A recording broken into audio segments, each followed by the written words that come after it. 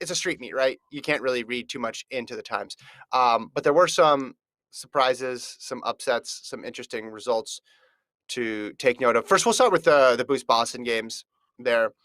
Wayde van Niekerk ran the 200 straight. His first 200 since moving to the U.S., training with that group down in Florida, headed up by Lance Brom, and then includes Shawnee Miller and Noah Lyles. He was looking really good for, what would you say, Gordon? 180 meters, 90 meters almost? He got basically to the end, maybe 175 if you're being really picky, and then pulled up and jogged across the line. Then he sat down afterwards, had a bit of a limp. I think he put out a tweet later that said he was fine. Obviously, you'd rather see him run. If you're a Van Niekerk fan, you want to see him run all the way through the line. But he says it was nothing serious there. That race was won by Jerome Blake from Canada in 1989, by the way, which is fast time. I know it's hard to equate straight 200s to 200s with curves, but it is interesting, right? So Van Niekerk gets, the first time he gets hurt, charity rugby game in 2017.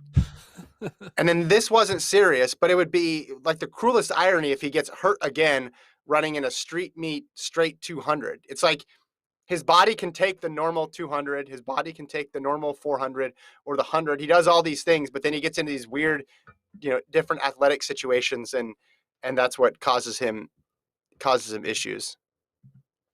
Yeah, I mean, luckily it doesn't seem like it's that serious, but at the same time, where do you think someone like Van Niekerk is on the world stage? I know Lincoln super doubted him and got a lot of shit on the internet for that, but it's starting to kind of come true. I mean, do you look at him as a medal threat right now?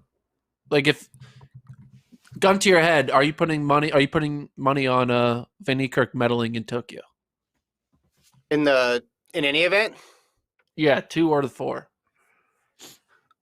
I mean, no, I wouldn't, because I mean he hasn't broken 20 seconds in the 200 this year, so I wouldn't put him on that list. I think there's a chance. I think there's obviously a chance he can get in and get a medal.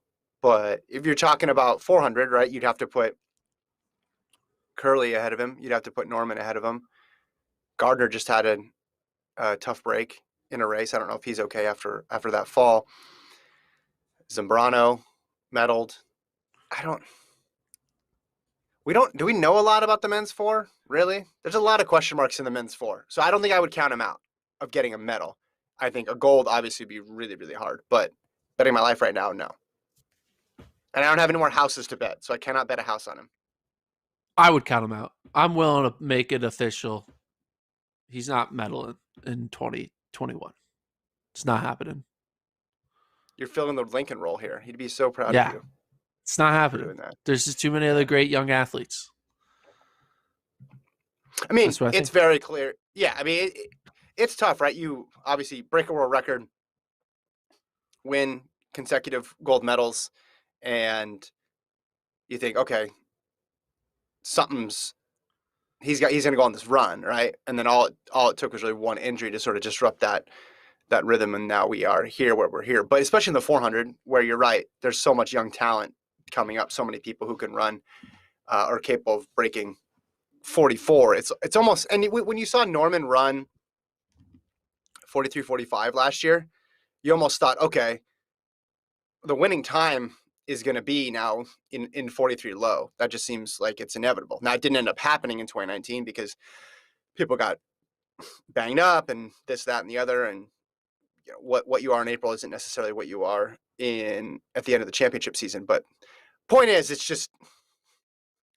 it's hard to see another major championship where somebody isn't running 43 mid, right? And you have to be in really, really amazing shape to beat 43 mid. And Van Niekerk, it's been a while.